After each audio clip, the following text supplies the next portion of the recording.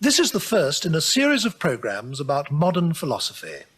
Later in the series, we shall be dealing with the ideas of such world-famous figures as Jean-Paul Sartre, Marcuse, Karl Popper, Chomsky, and some of these will be taking part personally in the programs, discussing their own work.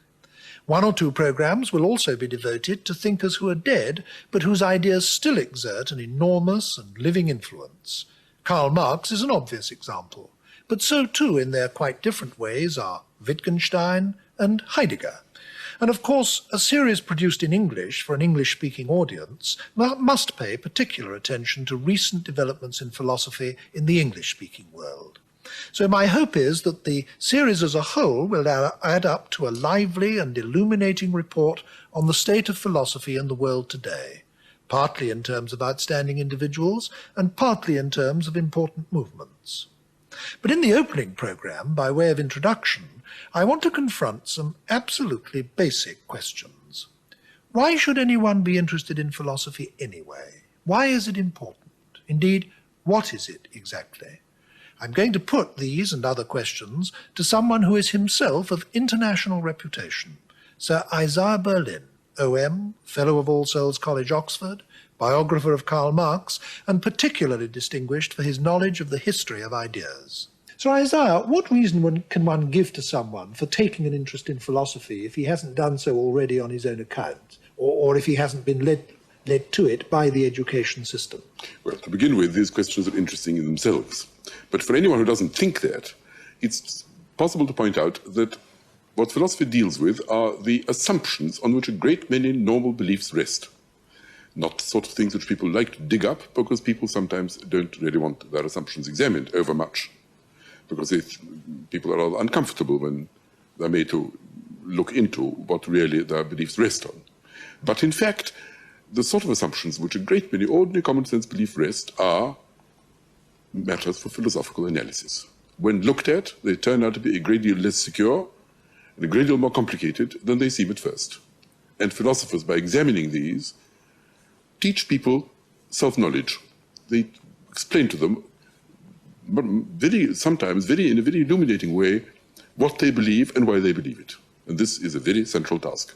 We're all of us made very uncomfortable by having our assumptions examined, as you just say, by digging into the presuppositions of our own thought. And I think we all, beyond a certain point, resist it. Why do you think we resist it? Well, of course, because people don't like being overanalyzed, I suppose, and partly because action itself, perhaps, precludes this kind of thing.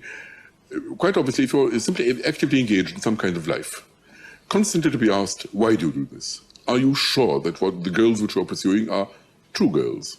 Are you certain that what you're doing is not, in some way, it doesn't contravene some kind of moral beliefs which perhaps you ought to hold? Or are you sure that some of your values don't conflict with certain other values and you're simply not facing that?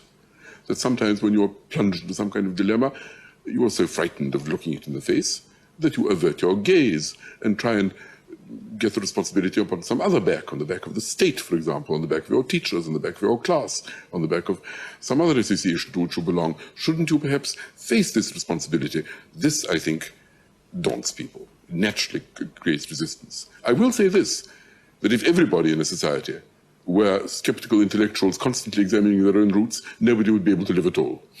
And therefore, men of action cannot be called upon, all of them, constantly to be examining themselves. And it's therefore the task of philosophers, who are, I suppose, people particularly curious about these things, to be doing this particular thing. But on the other side, it must be said that if these things are not examined and left fallow, then societies become ossified. Beliefs turn into dogma, imagination is warped, the intellect becomes sterile, societies decay as a result of simply lying on some comfortable bed of unexamined dogma. If imagination is to be stirred, if the intellect is to work, assumptions must be questioned. Presuppositions must be challenged. The whole thing has to be constantly looked at, and not by too many, and not too much perhaps, but nevertheless sufficiently to keep the society moving. Society moves by some degree of parricide, by which the children, on the whole, kill, if not their fathers, at least the beliefs of their fathers, and arrive at new beliefs. And this is how development occurs. This is what progress is. Can you give me some examples of assumptions of this kind? Well, let's say, for example, I think perhaps political or moral philosophy produced the most familiar one of these. Take, for example, talk about liberty or talk about equality of which the world is at the present moment full. Take, for example, the famous phrase used in the preamble to the American Declaration of Independence, about which is a lot of talk because it happened about 200 years ago and it's suddenly come into prominence and quite a lot is being written about it at the present. There is a sentence about the fact that men were created, I think, I can't quote it exactly, men were created equal. And in order, and among the rights which have been conferred upon them. We hold these truths to be self-evident, That's right. that all men are created equal, that they are endowed by their Creator with, I think, certain unalienable rights, that among these are the right to life, liberty, and the pursuit of happiness. Thank you very much. That's just what I wanted. Now then, rights. Now, what are rights? If you ask an ordinary man in the street what a right is, he'll be stumped. He won't quite be able to answer. Supposing you say, what kind of thing is a right? Is it something you have at birth? Is it something stamped upon you? Is it some intrinsic characteristic of a man? Is it something which someone has given you? Who? For example, can rights be conferred? Can they be taken away? Can you waive a right? What does that mean? Can you lose a right? Or is a right something which somehow is an intrinsic part of your nature in the way in which thinking is, or choosing, or having a will, or something of that sort? Is that what a right is? Are there natural rights? What kind of nature? What is nature in that sense? How do you know what these rights are? People have differed a very great deal about what these rights are. Take, for example, let me give you an example. Take, for example, the 17th century, when there's a great deal of talk about rights. Well, there's tremendous, after all, there's a civil war about this. Whether, for example, there is such a thing as divine right of kings. Well, we don't believe in that very much now, but a lot of people did believe in it. They believed that kings were special beings with special rights. Then there were other people who believed that no such thing existed. How did they argue? What kind of arguments did they produce? What convinced people? There's a French thinker towards the end of the 17th century who says, supposing the King of France wanted to transfer some subjects to the King of England, what would these subjects think about being transferred? And the answer is, they've no business to think. All they've got to do is to obey. They're subjects. And the king has a perfect right to do with them as he pleases. The very idea that they can think about it or doubt it is itself blasphemous and impious. Well, we reject it. But still, this is something which was passionately believed by a lot of people who believe in hierarchy. They believe that the world is a hierarchical whole, and all kinds of metaphors are used. It's a kind of pyramid with God at the top and the amoeba below. Every human being has its proper position in this hierarchy and ought to do those things which this position imposes upon him. Well, this is something which is believed for hundreds of years. Then there were people who denied this and said, there's no such thing, there isn't any such hierarchy. Men are equal. They are born as they are born. All men have certain natural desires, and all have men certain natural rights.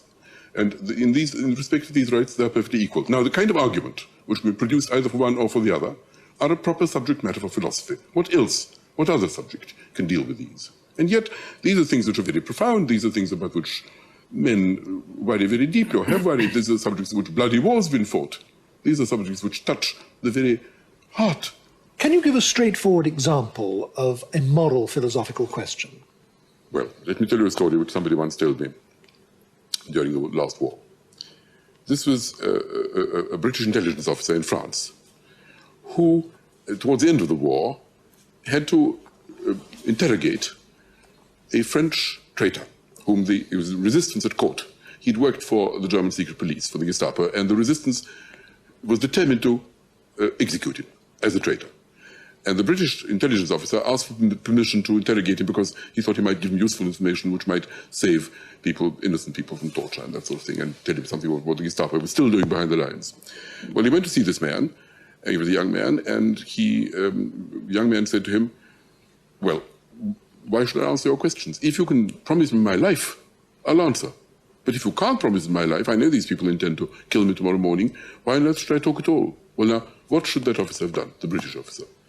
His duty as an officer was to extract as much information as he could. He could only do that by lying. It was no good saying, well, I'll do my best to persuade them or something. The man would have seen through that. He would say, yes, I can save your life. If you talk to me, I'll save your life. And in this way, he might have obtained information which would have enabled him to save the lives of his comrades, of British officers or of innocent people or whatever.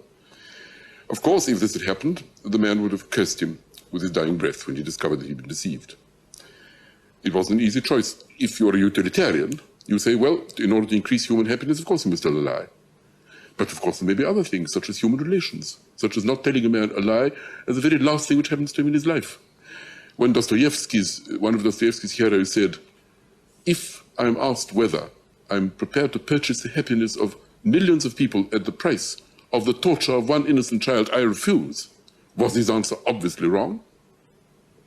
A utilitarian would be forced to say, yes, it was obviously wrong, sentimental and wrong. But of course, people don't think that. They think a man is perfectly entitled to say, I will not torture an innocent child. I will not inflict pain upon an innocent creature. I don't know what will happen next. There are certain things which no man may do, no matter what the cost. Well, here are two philosophies in conflict. One is utilitarian, and the other apparently is concerned with certain absolute values. There are two sets of values here which come into conflict. It isn't the job of the moral philosopher to tell a man which of these values to make his own, but it is his job to tell him that in a situation of this kind, these are the values that are involved. These are the forms of life which have come into collision. These are the issues which he has to decide between. And in the end, of course, a man has to accept personal responsibility and just do what he thinks right. One thing that I think astonishes many laymen, and indeed puts many of them off, is the discovery that a tremendous amount of philosophical discussion, especially nowadays, is about words, is about language. Now, can you explain why that is so in a way that will justify it? Well, I don't know. I'll do my best. I think modern philosophers, some of them, have done themselves a disservice by insisting that they're mainly concerned about language. People then think that there's something trivial in what they do, that they're concerned about language in a way in which lexicographers or grammarians are concerned, in which case lexicographers and grammarians are better at it than amateur persons of this kind. Yes, they are concerned with language because they believe that we think in words. And therefore, the examination of language is automatically the examination of thought, as it used to be called. And therefore, when these difficult philosophical questions face one to which there isn't any obvious answer, where we don't know the root, the first thing to do is to ask ourselves, what kind of question is this? What sort of answer are we looking for? Is it like this sort of question or like that sort of question? Is it empirical? Is it formal? Is it like neither? Is it more like this or more like that? The first thing is to sort it out. Sorting out is quite a difficult thing to do. And this sorting out is, in a sense, if you like, the clearing up of linguistic confusions. And these kinds of confusions often lead to terrible muddle in people's heads, which sometimes lead to barbarism in practice. I don't know if I can, certainly all kinds of beliefs, which I don't know, all kinds of totalitarian states, for example, implant in the heads of their... Well, a lot of Nazi beliefs about race, for example, yes. rested on muddles of all kinds. Partly empirical, partly not. I mean, the very notion of a sub-man, the very notion that there was certain subhuman creatures, Jews, whoever it might be, or gypsies or Negroes, were subhuman and therefore had to be exterminated. Well, the notion that if they were a danger to society, they ought to be exterminated, was no doubt founded on a false empirical belief. But the notion of subhumanity at all, what it means to be human, subhuman, this series of concepts, that is something which, if it sounds trivial, which an examination of language, how we use the word human, what human nature is, what it is to be a human being, what it is to be inferior and superior, these are philosophical questions, not empirical questions. So indeed, some language philosophers could claim, and have claimed, that by analysing the use of language, they are, in fact, freeing us from the spell of language. It isn't, in other words, it's not they who are under the spell of language, but we. And an analysis of our misuses of language can liberate us from them. Indeed. Indeed, I should say that's one of the major services. And I think that is why they are regarded as dangerous people, by those who want the original use of language to be kept. It was the German poet Heine who said, do not mistake the quiet philosopher in his study. He's a very powerful and formidable figure. Do not think him a mere harmless pedant engaged upon a lot of trivial tasks. If Kant had not beheaded the god of the theologians, Robespierre might not have beheaded the king.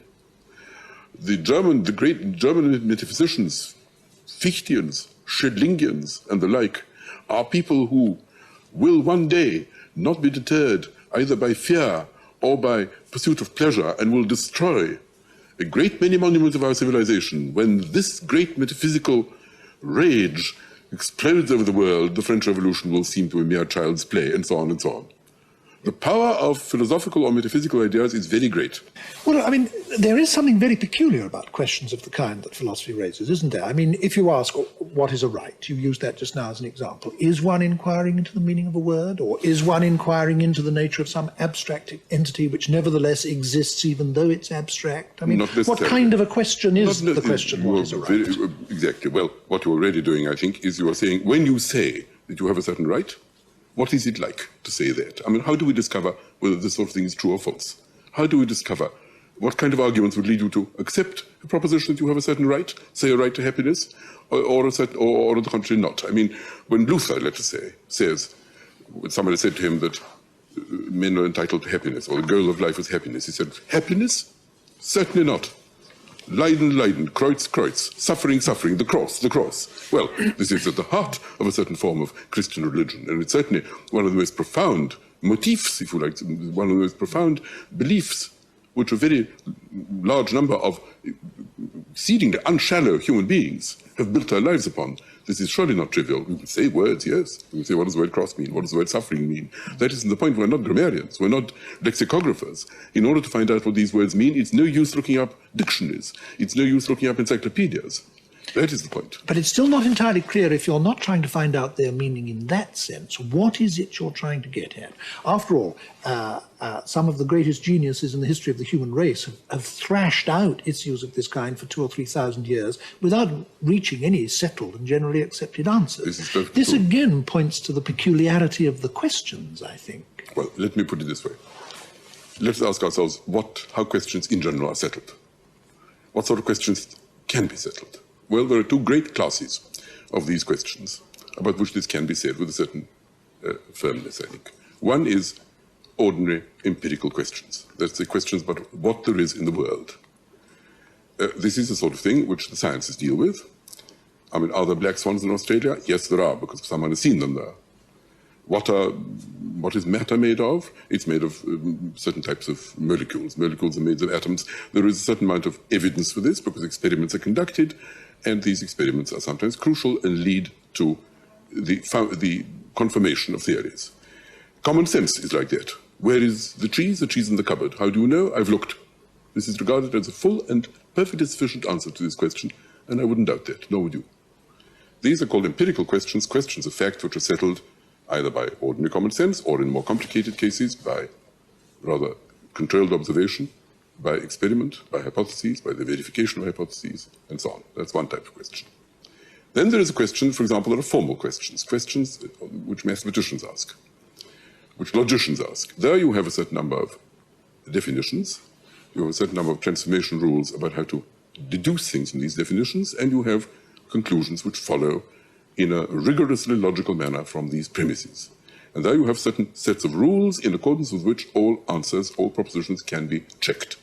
This is not about the world at all. This is about formal disciplines which are, so to speak, entirely divorced from questions of fact. Mathematics, logic, chess, heraldry. This, you don't discover the answer by looking at the window, by looking at the cupboard. If I ask you, how do you know that the king in chess moves only one square at a time? It's no good someone saying, well, you say he only moves one square at a time, but you know, one evening I was looking at the chessboard and I actually saw a king move 2 squares. This would not be regarded as a refutation of this proposition, because what you're really saying is there is a rule in chess, according to which the king. And how do you know the rule is true? The rules don't have to be true, they just have to be rules. You either accept them or you don't. This is how mathematics works and all formal disciplines. These are great provinces of human knowledge. Between these, if I may so put it, there are certain questions which cannot be answered in this fashion. And there are a great many such questions. The thing about the two classes I've just tried to explain about is that there are formal methods of how to set about the answer. You may not be able to know the answer to an empirical question, but you know what kind of answer the answer would be if you knew it. If you say, how long did Caesar live for? You may not know how many years he lived for, but you know how to find out. You know what kind of authors to look up. You know what kind of evidence would be evidence for it. If you ask, are there flightless birds in Thailand? Well, there may or may not be. You may not know the answer, but you would know what kind of experiments to conduct for the purpose of discovering it. The same is true of astronomy. We don't know what the other side of the planet Sirius looks like. You would never seen it, perhaps. But you know that if you could fly there, as you can now fly to the moon, perhaps you would see it, and so on. This is true of formal disciplines equally. There are certain unsolved problems, but there are certain accepted methods for solving these. And you know that looking, smelling, touching won't do in mathematics. Calculation won't do in ordinary the empirical sphere, and so on. In the case of philosophy, the great hallmark, I would like to say, is that you don't know how to proceed. Someone says to you, what is the good? What are the ends of human life? Should we pursue pleasure, or should we pursue justice or truth? Even if it doesn't give you any pleasure. How do you set about answering this question? Someone says to you, what do you mean by real? How do you distinguish reality from appearance? Somebody says to you, what is knowledge? What do we know? Can we know anything for certain? Apart from mathematical knowledge, is there anything else we know for certain? How do we know that we know it for certain? What do you do? We don't immediately. There isn't a formal discipline which we say, well, now, there's an expert. He'll be able to tell you what is good. He'll be able to tell you what is right. He'll be able to tell you what is duty. He'll be able to tell you what are rights.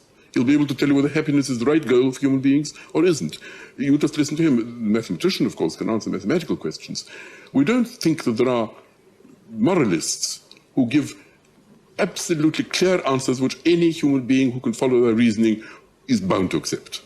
So therefore, there is a certain puzzle at the very beginning about where to look. Nobody quite knows what to do with them. There's a sort of sense of mental cramp which sets in fairly early in the case of ordinary men who ask themselves these questions until they stop asking them.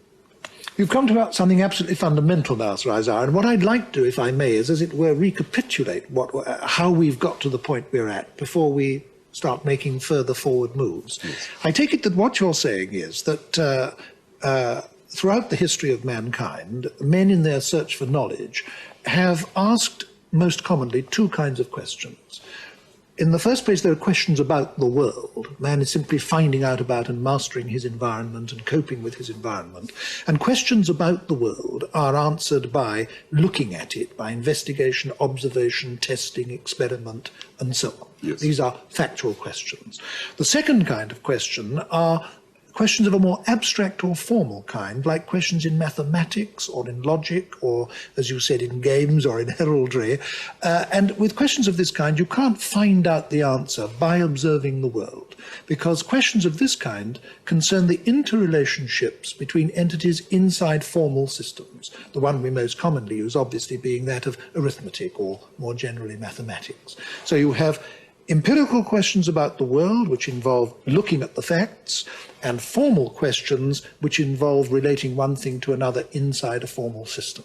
And that nearly all knowledge, nearly all questions fall into one of these two baskets, so to speak. Now, what you're saying is, I take it, that philosophical questions, the hallmark of a philosophical question is that it doesn't fall into either of these baskets. A question like what is a right is something that you can neither find the answer to by looking out of the window, nor find the answer to by looking at the internal coherence of a formal system.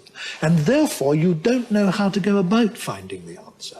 And this possession of a question without any understanding of how to look for the answer is, as it were, the hallmark of a philosophical question. Is that you put it far better than I have? Yes, much more clearly. Well, you put it first. Yes, but I accept this reformulation of it with pleasure. Yes. Well, now, these are very fundamental questions, and we don't know how to go about answering them. What are we to do with questions that we don't know how to answer? I mean, what progress can we make with them, and how do we make progress? Well, you have to ask historical questions. Why do we admire the thinkers who've treated them? We admire the thinkers who've treated them because they've managed to reformulate the questions, usually in such a manner as to make certain answers at least seem plausible. When there isn't a fixed method for doing a thing, you do what you can. That is to say, you simply worry the thing out. You say, well, now, when I ask a question like, do things have a purpose? What is it like? What kind of question is it? What sort of answer am I looking for? What would be the kind of argument which would lead me to think it's true or false? And this is what I think philosophy is about. E.M. Forster once said, everything is like something. What is this like? This is exactly what you do in the case of philosophical questions. When there isn't any obvious method of doing it, you do what you can. And historically, what has happened is this, I think. Certain questions have been in this rather confused condition. Important, crucial, people have worried themselves deeply about them, and indeed rightly, because they affect the ultimate values to a large extent, and they didn't quite know how to set about them. Those who were dogmatic, who simply accepted the pronouncements of sacred books or of inspired teachers, of course, didn't worry. But there were always people a little bit skeptical about this and who asked themselves, why should we accept these answers? They say that, but do we know that they know? How do we know that they do know? They say God said so, but of course God seems to say very different things to different people. How do we know which is true? Historically, I think what has happened is that some of these questions have been so reformulated they fall into one of the other two baskets, historically speaking. For example, let me explain what I mean. Take astronomy. In the 12th century, it was perfectly right to say that astronomy was a philosophical subject. Why? Because it wasn't purely empirical, and it wasn't formal. Because people thought that planets went in circles because the circle was a perfect figure. Now, the proposition that the circle is a perfect figure is not an empirical proposition, and it isn't a formal proposition. Why one should believe it is another question. It certainly isn't neither of those. You can't prove it by experiment, and you can't prove it by mathematical proof. So this is obviously a metaphysical truth. So long as metaphysics entered, and people knew that stars had to do certain things, planets had to do certain other things, the sun had to do certain things, so long as they knew, and they knew on metaphysical or theological grounds, it was perfectly properly philosophical. Then, I needn't tell you how, everyone knows, astronomy gradually became an observational science. It shed its metaphysical presuppositions, and it is now a respectable part of what might be called the physical, i.e. empirical sciences. And in this way, it ceased to be philosophical. And one of the interesting things about the career of philosophy is that it constantly sheds certain parts of itself into one of these two baskets. I think it was my colleague Austin who once put this truth in the form of this hypothesis that the great sun gradually secretes out of itself the other planets. And as the other planets become independent, great masses of burning gas become planets, they acquire an independent life of their own. This has been, to a large extent, the history of philosophy. In this way, for example, I suppose economics is part of philosophy when it was mixed up with a lot of a priori beliefs, metaphysical assumptions, but then it gradually became an empirical science. But there remains also, even when the sciences or when the other fields of inquiry have hived off on their own, like economics or astronomy or psychology or linguistics or whatever it might be, there remains in a very important sense, doesn't there, a philosophy of almost any subject you care to name. What I have in mind is this, that in any field of activity there are certain fundamental terms, or I prefer, I think, to say fundamental concepts that people use. For example, physicists are constantly talking about light, mass, energy, velocity, gravity, motion, measurement, time. Or politicians are constantly using terms like freedom, equality, social justice, or lawyers are constantly using terms like guilt, innocence, justice again, though they mean something different by it. And usually the people practically involved in these fields of activity don't argue about the terms they're using. I should think most physicists go through the whole of their lives without arguing with another physicist about what light is or what they mean by the term energy. But the philosopher of science comes along and says, well, what exactly do we mean by light? What do we mean by measurement? What are we doing when we measure something? Or the political philosopher comes along and says, yes, but what exactly do we mean by freedom? What do we mean by equality? And there's even a philosophy of law, and the philosopher of law comes along and says, well, what exactly do we mean by justice? In other words, one of the activities of philosophy, surely, is to elucidate and analyze the concepts, the fundamental concepts that are used, characteristically used in each different area of human thought and human activity. I think this is right. Aren't these philosophical questions like what is time, what is light, what is good? They have something in common with children's questions, in fact, don't they? Yes, I've often thought that. Children ask these questions of their elders. They say, they don't say what is time, they don't say that. But what they say is, why can't I meet Napoleon? Supposing a child said that, seems quite a natural thing for a child to do. And you say, you can't, he's dead. And then you say, well, why does this prevent one? And then if the father is sophisticated, he has to explain that death means his body becomes dissolved in the ground, he can't be resurrected, it happened a long time ago. And then if the child's at all sophisticated, a sophisticated child would say, well, can't all the bits be brought together again? And then the father says, no, they can't. What kind of can't? And then a lesson in physics follows. And the child says, no, I don't really want that. I don't want Napoleon now. I want to go back to see him as he was at the Battle of Austerlitz. That's what I like. Well, you can't, says the father. Why not? Because you can't move back in time. Why can't I? Then we have a philosophical problem. What is meant by can't? Is not being able to move back in time the same sort of can't as when you say twice 2 can't be 7? Or the same sort of can't as when you say you can't buy cigarettes at 2 o'clock in the morning because there's a law against it. Or I can't remember. Or I can't make myself 9 foot tall by merely wishing it. What sort of can't? What sort of must? And then we're plunged into philosophy straight away. And then you have to say, well, the nature of time. And then some people will say, no, there isn't such a thing as time. Time is just a word for before and after, and simultaneously with. To talk about time as if it was a kind of thing is a metaphysical trap. And we're launched. Well, most fathers don't want to answer children that way. They just tell them to shut up and not ask silly questions. Go and climb a tree, as it were. But these are the questions which constantly recur, and philosophers are the people who are not terrified of them and are prepared to deal with them. Children, of course, ultimately are conditioned not asking these questions. More's the pity. The children who are not so conditioned turn into philosophers. I think you need to say a little more about this, because I think one of the hardest things for the layman is to see what kind of illumination can be got out of trying to answer unanswerable questions. Well, they're not unanswerable. How can you make progress? They're not unanswerable. They're not unanswerable. You can make some way towards an answer. They're not unanswerable. By clarifying the concept, sometimes you discover that the question has been falsely put. Sometimes you discover it's an empirical question, muddled up with a formal question. All kinds of things happen. But if you really want me to, let me give an example of the sort of thing I'm trying to say. Take moral philosophy again, which is quite a good example because most people have moral problems in their lives. Now, what should we say? Supposing we ask a partly moral, partly political question. Supposing we say this, an ordinary question in a hospital. There is a kidney machine. It costs a very great deal. There are not very many of them. Many people have kidney disease for which this machine might be useful. Should we use these machines only for important people because they confer a lot of benefits in society? If there is a very important scientist who suffers from kidney disease, should the kidney machine be reserved for him in a fortnight's time, or there is some innocent child dying for which the kidney machine might save? How do we decide? What are we to do? Supposing there aren't enough machines to go around. What do we do? Should we put such questions to ourselves as, which of these is going to benefit society most?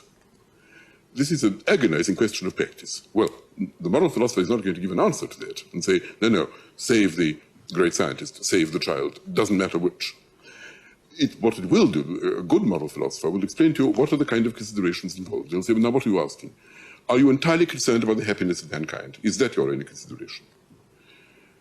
If it is, then I dare say it's right to save the scientist because he'll probably confer greater benefits than this child, however innocent. Or do you also believe that all men are equal and that all men have an equal claim to be saved? And one mustn't even ask which of these people is more important. Is this your thought? Well, you see there is some conflict of values here. On the one hand, you believe in increasing human happiness. On the other hand, you believe there is something wrong in obviously preferring some to others and creating a kind of hierarchy of claims. So, when you said that the moral philosopher wouldn't tell you what to do in the case of your example of should we use the kidney machine for the scientist or the child, I think you said something extremely important for our present discussion.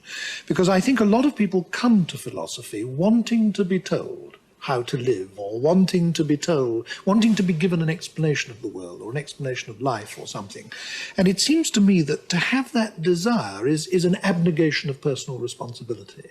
One shouldn't want to be told how to live. One shouldn't want definitive answers. But it's an entirely different thing to want clarification of one's life, clarification of issues, and so on, so that one personally can take decisions and take responsibility for oneself. It's a painful thing you're saying, but of course I agree with it. Most people want to be given answers. One of the things I remember very well, Turgenev, when he's writing about his own writing, says one of the troubles about his novels, why they're not more admired than they should be, is the Russian reader in the 19th century wants to be told how to live. And he wants to be quite clear about who are the heroes and who are the villains.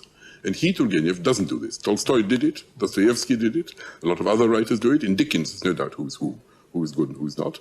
But Turgenev says, all I do is paint human beings as they are. I don't guide the reader. I don't tell him on which side, so to speak, I myself stand. And this irritates them, annoys them, leaves them hanging in some sort of way, and people hate that. It's not the business of the moral philosopher any more than it's the business of the novelist to guide people in their lives. What his business is to face them with the alternatives, with the issues, explain to them what they're choosing among, and then, in the light of whatever it is they believe, they must plump. There is, of course, one philosophy in the modern world which is perhaps the most widely influential and the most widely discussed in the world as a whole, and that is Marxism, which does tell people how to live and does give them a complete explanation of the world and of history and of life in general. Do you think that differentiates it from other kinds of philosophy? It differentiates from other kinds of philosophy to this extent, that it isn't typically a philosophy at all.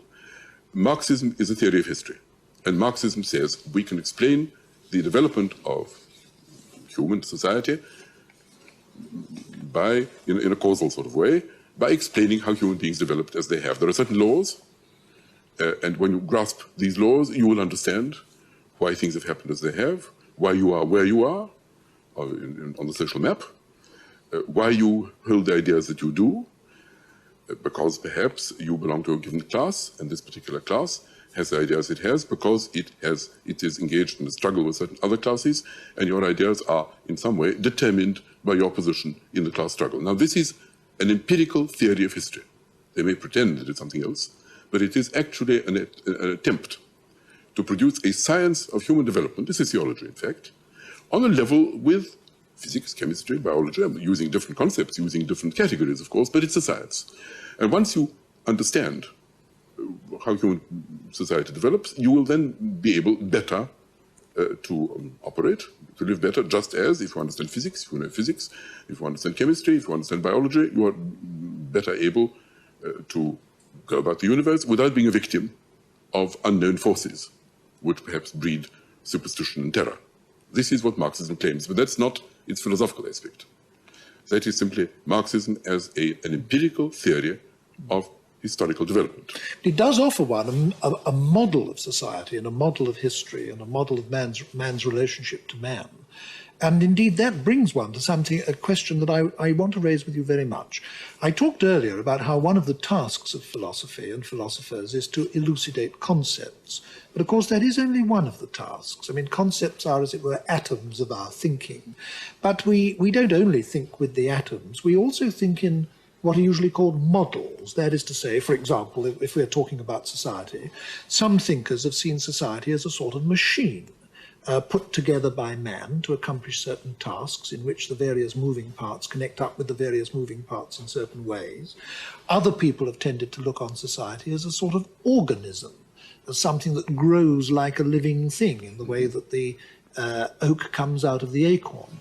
Now, depending on which metaphor or which picture or which model, as people usually say, of society you use, you will usually derive all sorts of other practical consequences from it and tend to behave in different ways, have different attitudes to government, to history, and so on.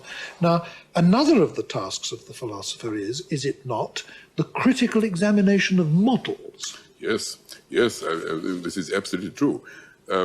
Marxism is a perfect good example of what you mean. You see, Marxism uses as a model something rather like an evolutionary theory. It applies it to the whole of human society, but Marx himself is perfectly conscious, indeed proud of the fact that he supposed himself to have discovered the, if not the solution, at any rate the road to the solution of what might be called the social development on the analogy of Darwinism in the realm of biological nature.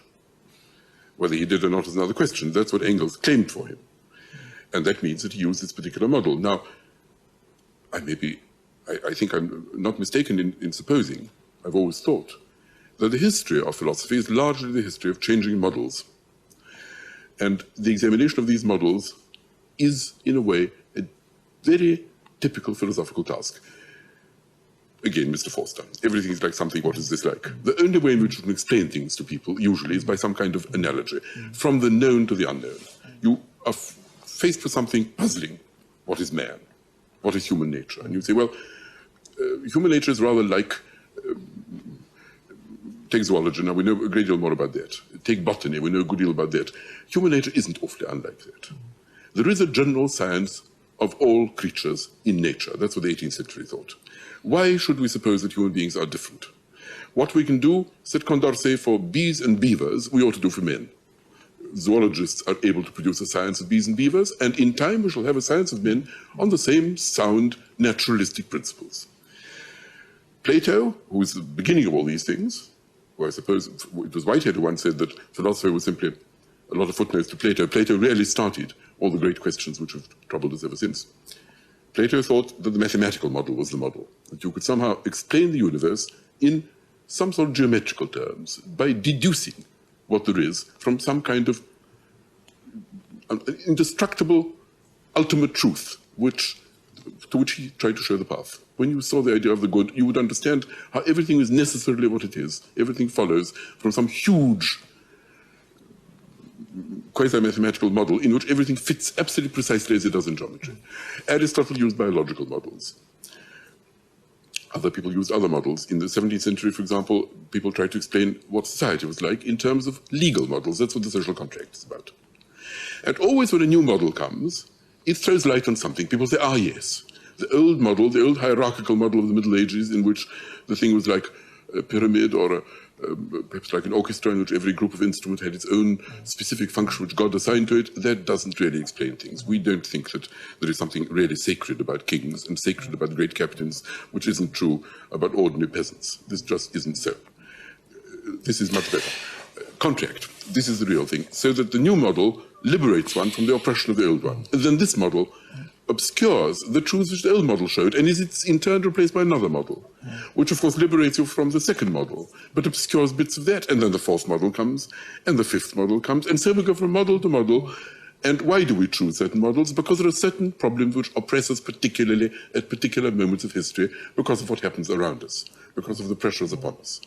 It seems to be extraordinary that so many so-called plain men should assert that the critical examination of these models is really an abstract and unrealistic activity, because if you don't drag out into the light the presuppositions of your thinking, especially in moral and political and social spheres, then that makes you simply the prisoner of whatever the reigning orthodoxy is. It makes you the prisoner of the existing model, of the model of your age or the model of your day.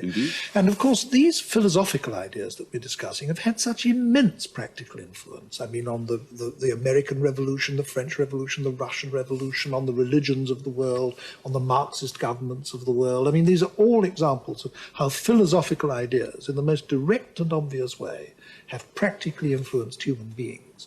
So the view that this is sort of unconnected with real life seems to me to be itself unconnected with real life, profoundly unrealistic. But I entirely agree. I think if ordinary men think so, it's because perhaps some philosophers have used unnecessarily esoteric language for dealing with these things. But of course, one mustn't blame them either.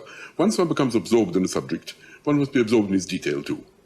And although the great philosophers have always spoken in a manner which somehow managed to penetrate to ordinary men, so that they have understood it in some simplified version at least, the minor philosophers tend, I think, perhaps to become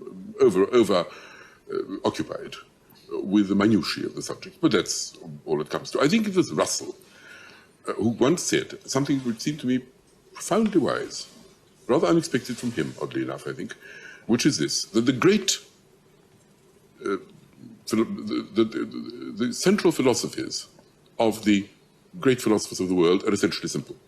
That the elaboration is not in the model of the world, not in the pattern in terms of which they saw the world, but in defenses of this pattern against real or imaginary objections. There, of course, a lot of ingenuity comes in, there a lot of technical language comes in, and all this is very necessary. But the fundamental vision is intelligible, is comparatively simple. You already do know the fundamental vision of Descartes, the fundamental vision of Locke, the fundamental vision of Plato, the fundamental vision of Kant, the fundamental vision of some contemporary philosophers too, is intelligible to ordinary men. It isn't esoteric. Well, I hope we shall succeed in the rest of this series in making some of these visions, as you call them, intelligible to ordinary men. Thank you very much, Sir Isaiah.